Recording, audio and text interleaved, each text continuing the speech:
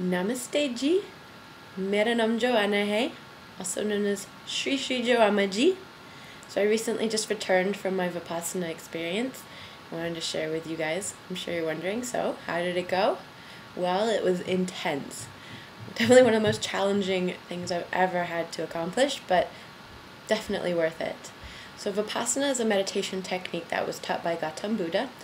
2,500 years ago, it was the method that he realized led to liberation from human suffering. Now, this technique is still taught in its original format. Vipassana means literally to see things as they are. So it teaches objective awareness about the bodily sensations that occur as a result of the five sense doors. Now, the main teaching of Vipassana is anicca. Everything arises to pass away, arises to pass away. It's interesting because the teacher of the course, S.N. Goenka, recently just passed away. So, what credibility? Who better to teach you about anicca than somebody from the other side?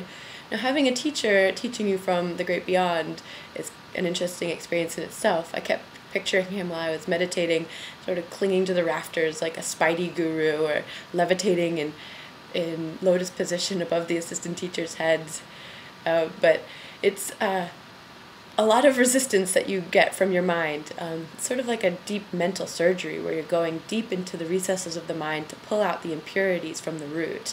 Your mind will do anything to make sure that that root does not come out. So I reached to a point in the first few days where I thought, this is not for me.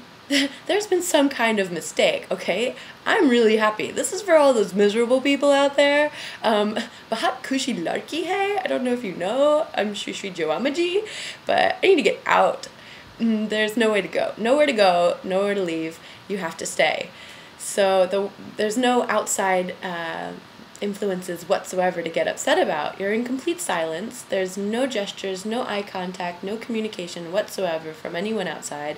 There's no music, no reading, no writing, no exercise, nothing. No thing outwardly to focus on. Solely just inward introspection. This is intense. The most I could get upset about was I got to lunch one day and they were serving tacos and I thought, what? Refried beans? Oh no. No one ever reached enlightenment by eating refried beans. Okay, you better get back there and cook me some dal. But turns out I'm actually quite a distraction. The manager had to talk to me more than one time, a few times actually, about being a distraction to the other students. Not the first time in my life I've heard this, surprisingly. At one point I thought about it. I started cracking up laughing. May all beings be happy. Except if you're a distraction to the students and then be miserable like the rest of them. I mean, there are a lot of distractions though, because you want to get we're so used to getting all of our information from outside sources. I mean, for example, the girl in front of me, we're not supposed to repeat any mantras or think about any gods or goddesses. And the girl in front of me sits down with a Om Namah Shivaya prayer scarf all over her. And there's a picture of Shiva 2 feet away from my face. What am I supposed to do? She stands up and she has a prayer scarf wrapped around her butt. It says Om Namah Shivaya all over her butt. I mean, talk about distracting. But really, by the time a few days go by, you really start to enjoy the meditation. And you start to enjoy the isolation. And by day 8, I was really getting into it and getting into the breathing and into the sensations, watching the sensations as they rise and pass away in the body. I sneezed, and I swear every molecule in my body sneezed. It was the most enlightening sneeze I've ever experienced in my life. After that, I got up and left the meditation hall, and all of the colors in the trees were glowing, and every movement, every motion, every bird that landed on a branch felt like the first time I had seen it. It was incredible.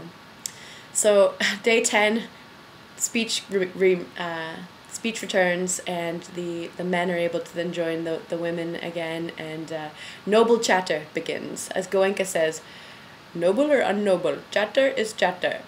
So the men come over to the women and they're like, hey, so I see you like to meditate.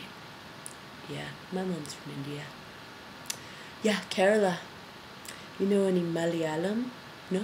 Oh, well, I do. other guys and girls are over there, they're cursing and swearing and talking about this and that and the other. I thought, you know what, I need to get out of here. I need to go meditate some more. I actually really started to enjoy that silence.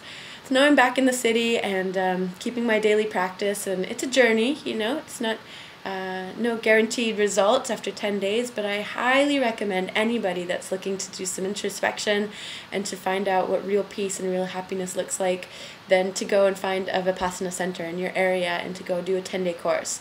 It's intense, it takes guts, but you will be glad that you did it. Thank you so much for watching. Please comment if you've also had a Vipassana experience. Please like, subscribe, and share my videos, and I will make some more. Okay? Ciao.